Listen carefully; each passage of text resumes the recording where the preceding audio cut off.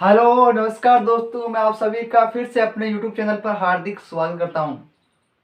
कहते ना कि जमीर जिंदा रख कबीर जिंदा रख, कि जमीर जिंदा रख कबीर जिंदा रख, सुल्तान भी बन जाए मगर दिल में फकीर जिंदा रख, दिल में फकीर जिंदा रख। हौसलों के तरकस में कोशिश का वो तीर जिंदा रख, हौसलों के तरकस में कोशिश का वो तीर जिंदा रख। हार जाए जिंदगी में सब कुछ मगर जीतने की उम्मीद जिंदा रख, जीतने की उम्मीद जिंदा रख। इसी मोटिवेशन कोड के साथ आज हम बात करेंगे पीएच स्केल के बारे में। किसके बारे में? पीएच स्केल के बारे में आज हम बात करेंगे।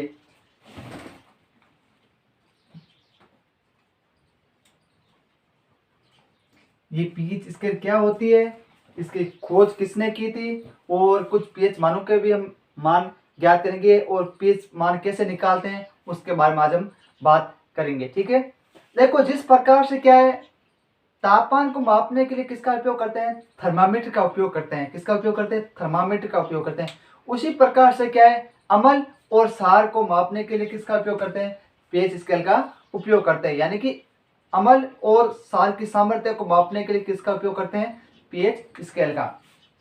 यानी कि अम्ल तथा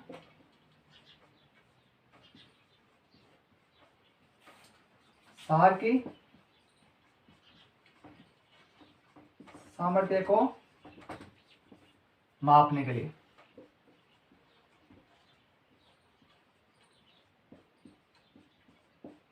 किसका उपयोग करते हैं? पीएच स्केल का उपयोग करते हैं। ठीक है, अब आप कहेंगे इस पीएच का अर्थ क्या होता है, इसका नाम किसने रखा?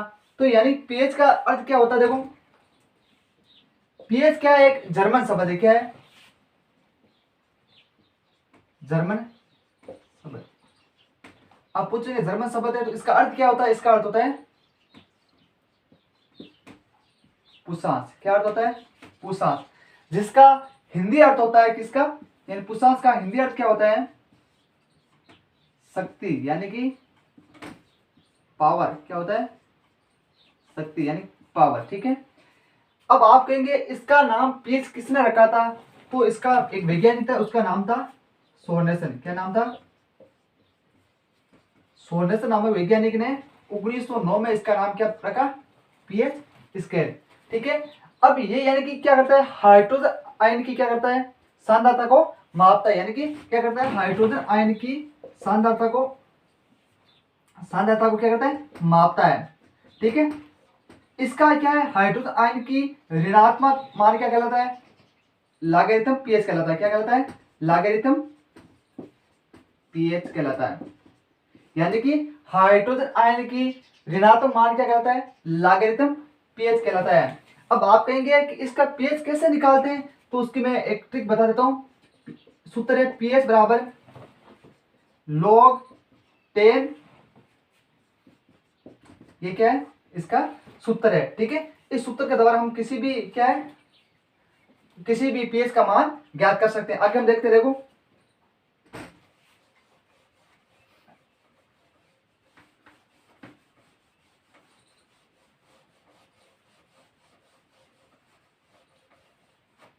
अगर समझ लो किसी का अगर दिया है 10 की पावर 7 दिया हुआ है -7, तो आपको पूछे इसका पीएच मान कैसे ज्ञात करते हैं, तो उस सूत्र में रखे हुए सीधा हम कह सकते हैं कि क्या है, इसका पीएच मान कितना होगा? 7 है। अगर किसी का मान लो 10 की पावर -3 है तो इसका पीएच मान कितना होगा?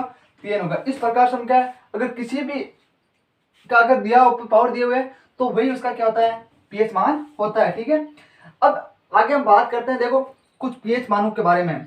इधर मैं नाम लिख देता हूं और इधर क्या लिख देता हूं? पीएच मान लिख देता हूं। ठीक है, अब आप कहेंगे रक्त का पीएच मान कितना होता है? तो कहेंगे 7.4। कितना होता है? 7.4।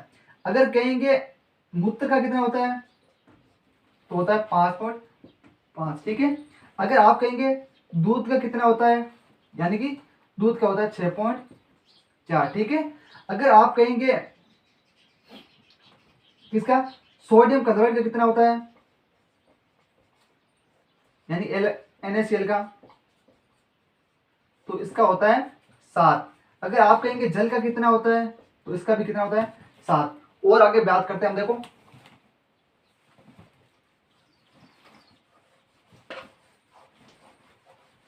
अगर आप कहेंगे वाइन यानी शराब का कितना होता है, तो हम कहेंगे 3। ठीक है। अगर आप कहेंगे HCl यानी हाइड्रोक्लोरिक अम्ल का कितना होता है, तो हम कहेंगे 1। पीएच मान कितना होता है, 1 होता है। ठीक है। आगे हम बात करते हैं, देखो अगर कहेंगे अम्लीय वर्षा का कितना होता है, तो हम कहेंगे 5.6। अगर आप कहेंगे लार का कितना होता है, तो होता है 6.4। अगर आप कहेंगे नींबू का कितना होता है, नींबू या सिट्रिक अम्ल होता है जो भी, तो इसका होता है 2.2। ठीक है। अगर आप कहेंगे चाय का कितना होता है, चाय का होता है 5.5। ठीक है। अगर आप कहेंगे किसका, नींबू हो गया, चाय हो गया, अम्लीय वर्षा हो गया, ठीक है, हाइड्रोक्लोरिक अम्ल हो गया, ठीक है। और ठीक है, अब कमेंट बॉक्स में बताना क्लास कैसी लगी, और अपने दोस्तों के साथ ज़्यादा शेयर करना। Thank you so much.